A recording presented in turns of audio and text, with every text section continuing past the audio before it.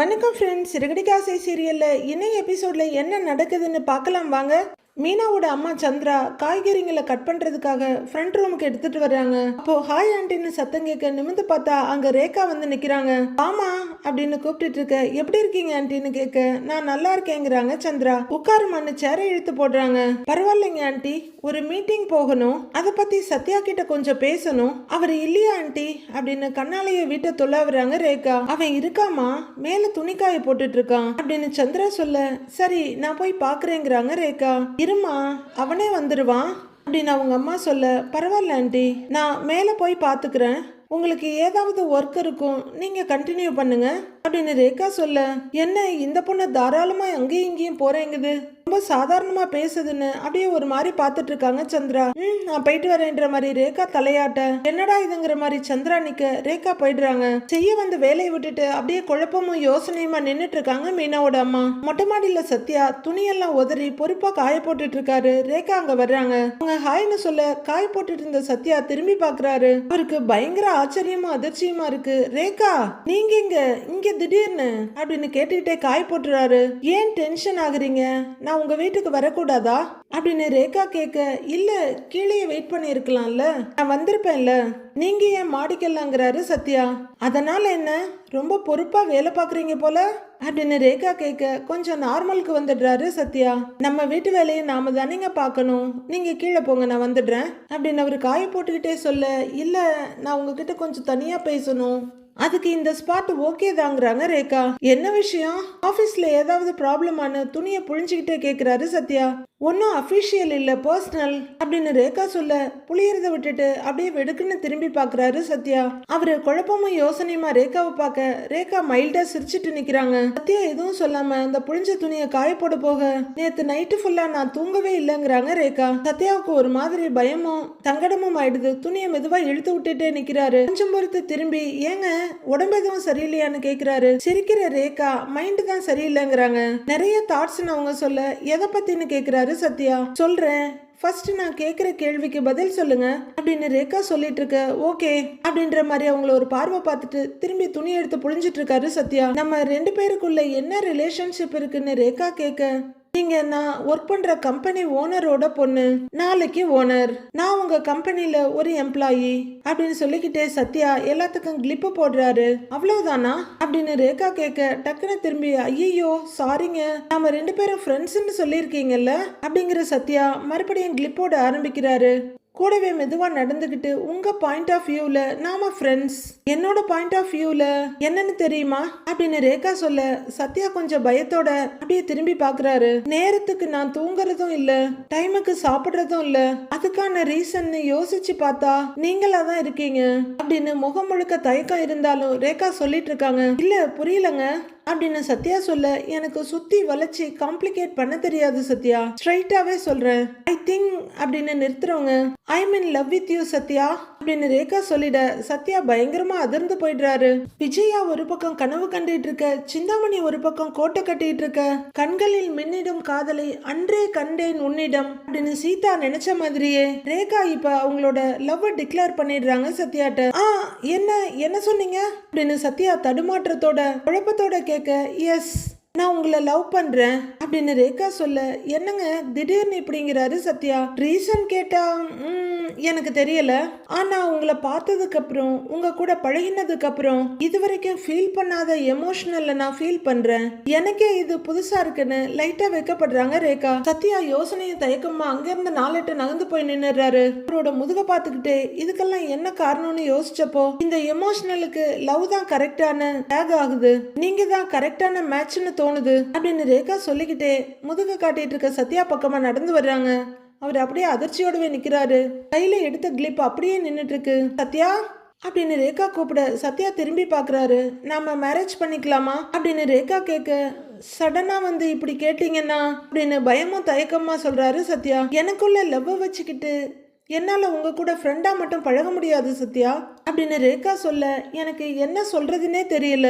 நீங்க யாரு, நான் யாரு, நான் எப்படிங்க உங்க ஸ்டேட்டஸ்க்கு அப்படின்னு சொல்லிட்டு சத்யா நடக்க, சத்யா என்ன இது, லவ்வுக்கு எந்த ஸ்டேட்டஸும் கிடையாது, எந்த டிஃபரன்ஸும் கிடையாது, சொல்ல போனா நமக்குள்ளயும் எந்த டிஃபரன்ஸும் கிடையாது. நீங்க சொல்ற ஸ்டேட்டஸ் எல்லாம் என்னோட பேரண்ட்ஸோடையது. நான் ஒரு நார்மலான பொண்ணு, எனக்கு லவ் வரக்கூடாதா அப்படின்னு ரேகா கேட்டுக்கிட்டு இருக்க, குணா கமல் மாதிரி மொட்டை மாடியை சுத்தி சுத்தி வர்றாரு சத்யா. இல்லங்க இது எப்படிங்க பாசிபிள் ஆகும் அப்படின்னு சத்யா சொல்ல, அது எல்லாம் உங்க பதில்ல தான் இருக்குங்கிறாங்க ரேகா. என்ன பதில் சொல்றதுன்னே தெரியல, ஒரு மாதிரி படபடப்பா இருக்கு அப்படின்னு உண்மையை சொல்லிடுறாரு சத்யா.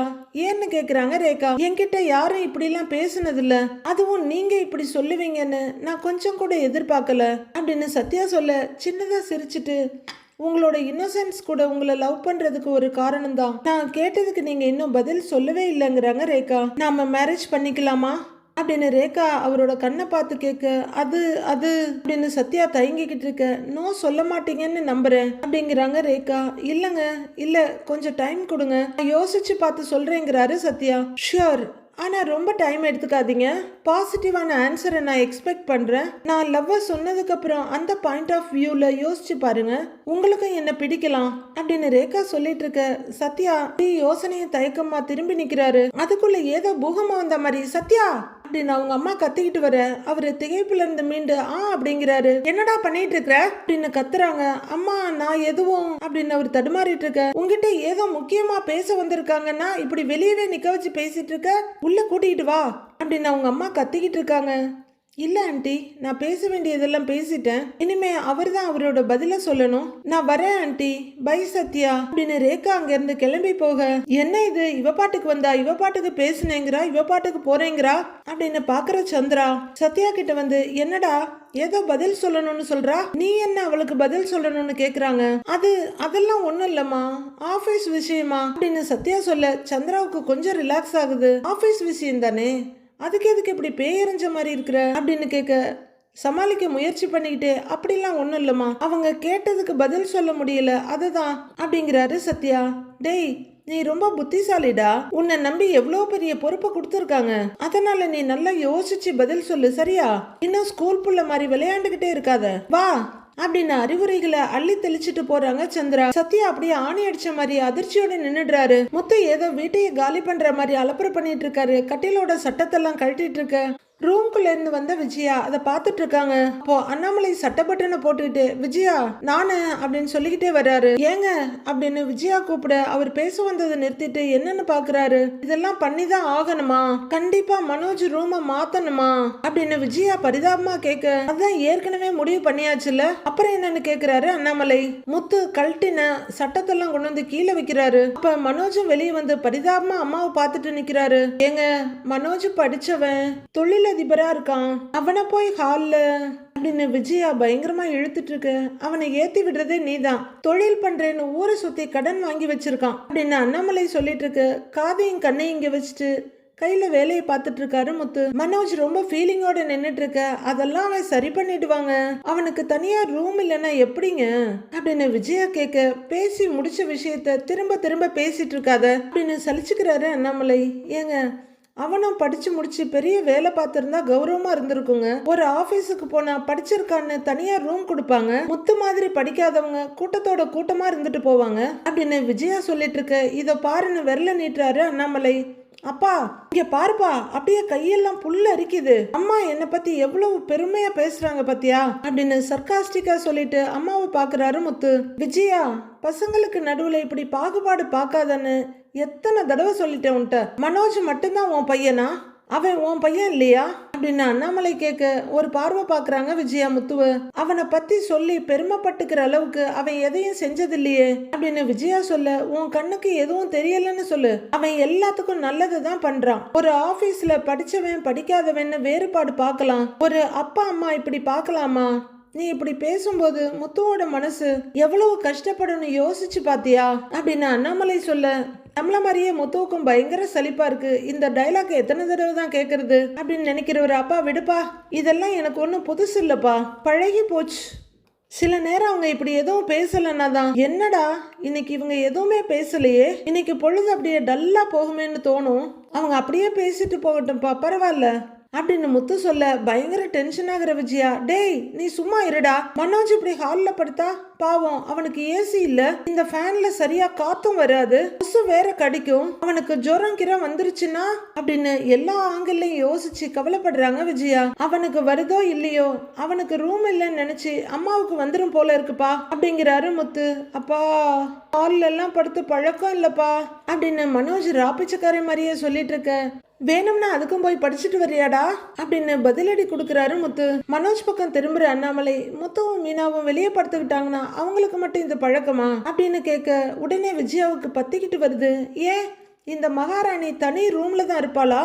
அவ வீட்டுல ஒண்டு குடித்தனத்துல இருந்தப்ப எல்லாம் ஒன்னா அரிசியா தானே படுத்து கிடப்பாங்க அப்படின்னு விஜயா சொல்ல, இப்படி இலக்காரமா தான் எல்லாரையும் பேசுவியா? நீ மட்டும் என்ன பெரிய அரண்மனையில வாழ்ந்தியா? எதுக்கு எடுத்தாலும் மீனாவை குறை சொல்றது அப்படின்னு அண்ணாமலை சொல்ல, விஜயா வெடுக்குன்னு முகத்தை திருப்பிக்க, பரவாயில்லங்க மாமா, இப்பெல்லாம் எனக்கே அது பழகிடுச்சு அப்படிங்கிறாங்க மீனா. நானும் அதைத்தான் மீனா சொன்னேன், சேம் ஃபீல் அப்படின்னு ஜாலியா சொல்றாரு முத்து. இவனோட வாய் இருக்கே, என்னோட முதல் எதிரியே இவன் வாய்தான்ற மாதிரி விஜயா பார்த்துட்டு இருக்க. ஏங்க நீங்க வாங்க, உங்ககிட்ட கொஞ்சம் பேசணும் அப்படின்றாங்க மீனா. என்ன பேசணும்? இங்கேயே சொல்லு மீனாங்கிறாரு முத்து. ஏய் ஏதோ முக்கியமா பேச வேண்டியது இருக்கும், தனியா பேசணும்னு சொல்றல்ல அப்படிங்கிறாரு அண்ணாமலை. பரவாயில்ல மாமா, நான் இங்கேயே சொல்றேன், உங்களுக்கும் அந்த விஷயம் தெரியணும் அப்படிங்கிற மீனா. நான் இன்னைக்கு ரோஹிணிய பார்த்தேன்னு சொல்றாங்க. உடனே விஜயா, ஓஹோ நீ இன்னும் அவளை பார்த்துக்கிட்டு தான் இருக்கிறியா? 2 பேரும் சேர்ந்து ஏதாவது திட்டம் போடுறீங்களா அப்படின்னு விஜயா பாஞ்சிட்டு வர்றாங்க. முதல்ல அவ சொல்ல வந்ததை சொல்ல விடுன்னு சிடிச்சிருக்கிறாரு அண்ணாமலை. நானும் அவகிட்ட போகல மாமா, ஸ்ருதி ஹோட்டலுக்கு போயிருந்தேன், அப்ப அவ அங்க வந்திருந்தா அப்படின்னு மீனா சொல்ல, மனோஜ் பார்த்துட்டு இருக்காரு ஷார்ப்பா. ஓ அப்ப 3 பேரும் சேர்ந்துட்டீங்க, எனக்கு தெரியாம இதெல்லாம் வேற நடக்குதா அப்படின்னு கத்துறாங்க விஜயா. அம்மா இந்த டிவி விளம்பரத்துல வர்ற மாதிரி ஊடால வந்து கத்திட்டு இருக்காதீங்கம்மா, அவளை சொல்ல விடுங்கம்மாங்கிறாரு முத்து. நீ சொல்லு மீனா அப்படின்னு முத்து கேட்க, கிருஷ்ணுக்கு உடம்பு சரியில்லையாங்க அப்படிங்கிறாங்க மீனா. என்னாச்சுன்னு பதட்டப்படுறாரு முத்து. டேய் அவனுக்கு என்ன ஆனா நமக்கு என்னடா அப்படின்னு மனோஜ் கத்துறாரு. டேய் பார்லர் அம்மா மேல கோவத்தை காட்டலாம்டா, பாவம் சின்ன பையன் என்ன பண்ணுவான் அப்படிங்கிற முத்து. நீ சொல்லு மீனா என்னாச்சுன்னு கேக்குறாரு. 2 நாளா ஒரே ஜுரமா இருக்காங்க, ஜுரம் குறையவே இல்லையா, நம்ம 2 பேர் பேரையும் சொல்லி முனகிக்கிட்டே இருக்கானா அப்படின்னு மீனா சொல்ல, உங்க பேரையா? உங்க பேர் என்ன ஸ்ரீராம ஜெயமா? சொல்லிக்கிட்டே இருக்கிறதுக்கு அப்படின்னு பயங்கரமா நக்கல் அடிக்கிறாங்க விஜயா கோவத்தோட. விஜயாங்கிற அண்ணாமலை, ஏமா ஆஸ்பத்திரிக்கு அவனை கூட்டிட்டு போகலையான்னு கேக்குறாரு. மாத்திரை மருந்தெல்லாம் கொடுத்து பார்த்தாங்களா மாமா, ஆனா இன்னும் சரியாகலையா மாமா, எங்க பேரை சொல்லிக்கிட்டே இருக்கானா, எங்களை பார்க்கணும்னு ரொம்ப ஆசைப்படுறானா அப்படின்னு மீனா சொல்ல, எல்லாரும் யோசனையா மீனாவையே பார்த்துட்டு இருக்காங்க. ஒரு தடவை வந்து பார்த்துட்டு போக முடியுமான்னு வந்து கேட்டா அப்படின்னு மீனா சொல்ல, நீ என்ன சொன்ன மீனா அப்படிங்கிறாரு முத்து. நான் எந்த பதிலுமே சொல்லலைங்க, உங்களை கேட்காம நான் என்ன சொல்றது அப்படின்னு மீனா முத்துகிட்ட பார்த்து சொல்லிட்டு இருக்க. இதுல சொல்றதுக்கு என்னடி இருக்கு, உன் வேலை என்ன பூ கட்டுறது தானே, பூவை கட்டினோமா வீட்டுல வேலையை செஞ்சோமான்னு இரு, எவ்வளோ பெத்த புள்ளைய நீ எதுக்கடி போய் பார்க்கணும் அப்படின்னு விஜயா கத்த. அதை சட்டை பண்ணாம முத்து பக்கம் திரும்புற மீனா, கிருஷ்ணன் நினைச்சா ரொம்ப பாவமா இருக்குங்க அப்படின்றாங்க. ஏய் அவனுக்கு பாவம் பார்க்க நீ யாருடி, அவனுக்கு என்ன ஆனா உனக்கு என்ன, இங்க பாரு அந்த பார்லர்காரி இருக்கிற பக்கம் நீ போகவும் கூடாது பேசவும் கூடாது அப்படின்னு விஜயா சொல்ல, அம்மா அவ காரணம் இல்லாம எதுவும் பண்ண மாட்டா, அவ வேற ஏதோ பிளான் பண்றதுனாலதான் இவங்க 2 பேரையும் வர வைக்க பாக்குறா அப்படிங்கிறாரு மனோஜ். புரிஞ்சுதா, என் பையன் எவ்வளவு தெளிவா சொல்றன்ற மாதிரி விஜயா பாத்துட்டு இருக்காங்க. அப்பா நீ என்னப்பா சொல்றங்கிறாரு முத்து. டேய் அதான் நான் சொல்லிட்டேன்ல, ஏய் என்னமோ நீங்க பெத்த புள்ள மாதிரி பாசம் பொங்குது அப்படியே உங்களுக்கு. அந்த குட்டிச்சாத்தா இங்க இருந்த வரைக்கும் அவ ஆத்தாக்காரி மாதிரியே அதுவும் பொய் சொல்லிக்கிட்டே தான் தெரிஞ்சது அப்படின்னு உண்மையை சொல்ற விஜயா, அவனை பார்க்க நீங்க யாரும் போக வேண்டாம் அப்படின்னு கத்துறாங்க. ஆனா முத்துவும் மீனாவும் இதை துளி கூட சட்டை பண்ணல. அப்பா உனக்கு என்னப்பா தோணுது அப்படின்னு முத்து கேட்க, ரோஹிணிய நம்ப முடியாது, ஏன்னா அவ சொல்லி இருக்கிற பொய் அப்படி. ஒருவேளை அவனுக்கு உண்மையிலேயே உடம்பு சரியில்லையான்னு நமக்கு தெரியாது, அப்படியே உடம்பு சரியில்லாம படுத்தாலும் உங்க 2 பேரையும் கூப்பிடுறானா அதுல ஏதாவது பிரச்சனை இல்லாம இருக்காது அப்படின்னு அண்ணாமலை சொல்ல, மீனாவும் முத்துவும் யோசனையா ஒருத்தர் பாத்துக்கிறாங்க. நானும் அதை தான்ப்பா சொல்றேன்னு மனோஜ் சொல்ல, முத்து எனக்கு என்னமோ நீங்க அங்க போகாம இருக்கிறது தான் நல்லதுன்னு தோணுது அப்படின்னு சொல்ல, மீனா கொஞ்சம் பதட்டத்தோட முத்துவை பாக்குறாங்க. கிரீஷ நினைச்சா எனக்கும் கவலையா தான் இருக்குது, அவனை பாக்குறதுக்கு வேற ஏதாவது வழி இருக்கான்னு யோசிங்கிறாரு அண்ணாமலை. ஏங்கன்னு விஜயா கத்த அண்ணாமலை படக்குன்னு திரும்பி பார்க்க அதை எதுக்குங்க யோசிக்கணும் அப்படின்றாங்க விஜயா. விஜயா அவன் சின்ன பையன், கள்ளம் கபடம் இல்லாத மனசு. ரோஹிணி அந்த பையனையும் பொய் சொல்ல வச்சிருக்கா, அது அவன் தப்பு இல்ல அப்படின்னு அண்ணாமலை சொல்ல நீங்க தான் நினைச்சிட்டு இருக்கணும் அவன் கள்ளம் கபடம் இல்லாத அப்பாவின்னு. அவன் 1ஆம் நம்பர் திருட்டு பையன் அப்படிங்கிற மாதிரி இருக்க விஜயாவோட பார்வை. முத்து, இந்த ரோஹிணி வீட்டுக்கு போகாமையே கிரீஷ பாக்குறதுக்கு வேற ஏதாவது வழி இருக்கான்னு பாருங்க அப்படின்னு அண்ணாமலை சொல்ல இதுக்கு தான்ப்பா நீ வேணுங்கிறது, அதையும் மனசாட்சியோட யோசிக்கிற ஆளுதான்ப்பா நீ அப்படின்னு முத்து சொல்றாரு. விஜயாவுக்கு டென்ஷன் ஆகுது. எதுக்கு இதெல்லாம் நினைக்கிறவங்க? ஏங்க, அந்த பையனுக்கும் நம்மளுக்கு என்னங்க உறவு இருக்குது? அந்த பார்லர்காரி உறவையே நான் அறுத்து விடணும்னு பாத்துக்கிட்டு இருக்கிறேன். நீங்க என்னடானா தனியா போய் பாருங்கன்றீங்க, அதுக்கு என்னங்க அர்த்தம் அப்படின்னு விஜயா எரிச்சலா கேட்க மனிதாபிமானம் அப்படின்னு கூலா சொல்றாரு அண்ணாமலை. உங்க மனிதாபிமானமும் மண்ணாங்கட்டியும் அப்படிங்கிற மாதிரி விஜயா பார்த்துட்டு இருக்க. அப்படி சொல்லுப்பா, ஒரு வார்த்தை சொன்னாலும் திருவார்த்தை சொன்ன மாதிரி தனிச்சு சொன்னப்பா அப்படின்னு முத்து பாராட்டிட்டு இருக்காரு. ஓகேடான்ற மாதிரி அண்ணாமலை வெளியே போக என் பேச்சை இந்த வீட்டுல யார் கேக்குறீங்க? ஏய், நீங்க 2 பேர் அவனை பார்க்க போய் மனோஜ் விஷயத்துல அவ ஏதாவது பிரச்சனை பண்ணினா நான் அப்படியே பொல்லாதவள் ஆயிடுவேன் பாத்துக்கோங்க, சொல்லிட்டேன் அப்படின்னு விஜயா திரும்பி நடக்க போக அப்ப நீங்க இதுவரைக்கும் அப்படி ஆகலையாமாங்கிறாரு முத்து. என்ன சொன்ன? என்ன திமிர் உனக்கு அப்படின்ற மாதிரி விஜயா வேகமா திரும்ப நீனா ஓடிவா, நம்மளுக்கு கட்டுற வேலை இருக்கு அப்படின்னு இழுத்துட்டு ஓடிடுறாரு முத்து. சை அப்படின்னு விஜயா எரிச்சலோட உள்ளர போக மனோஜும் போறாரு. கட்டிலோட 2 குறுக்கு சட்டத்தை எடுத்து மீனா கையில குடுக்கற முத்து, இனிமே நம்மள பார்த்து உங்க வாழ்க்கையில நீங்க என்ன கழட்டுனீங்கன்னு யாருமே கேட்க கூடாது அப்படின்னு சொல்லிக்கிட்டு இன்னும் 2 சட்டத்தை எடுத்து கொடுக்கறாரு. ஏங்க, கிறிஷ் விஷயத்துல என்னங்க பண்றது அப்படின்னு மீனா கேட்க அப்பா தான் தனியா பார்க்க முடியுமான்னு யோசிக்க சொன்னாரு அப்படின்றாரு முத்து. அவனே காய்ச்சல்ல இருக்கிறான், அவனை தனியா வெளியே வர வச்சு எப்படிங்க பார்க்க முடியும் அப்படின்னு மீனா கேக்குறாங்க. அவனையும் வர வைக்க வேண்டாம், நாமளும் அங்க போக வேண்டாம், ஆனா நாம பார்க்கலாம், அதுக்கு ஒரு ஐடியா இருக்குங்கிறாரு முத்து. அது என்ன ஐடியான்னு ஆர்வமா கேக்குறாங்க மீனா. தலகணம் பிடிச்ச தருதல சைக்கோ நீத்து மாடிப்படியில இருந்து இறங்கி வந்துட்டு இருக்க. உள்ளர வரலாமான்னு கேட்டுக்கிட்டே சுதா வர்றாங்க. கூடவே வாசுதேவன் வர்றாரு. வாங்க உட்காருங்க அப்படின்னு நீத்து சொல்ல உட்காரெல்லாம் வரல, உங்ககிட்ட கொஞ்சம் பேசணுங்கிறாரு வாசுதேவன்.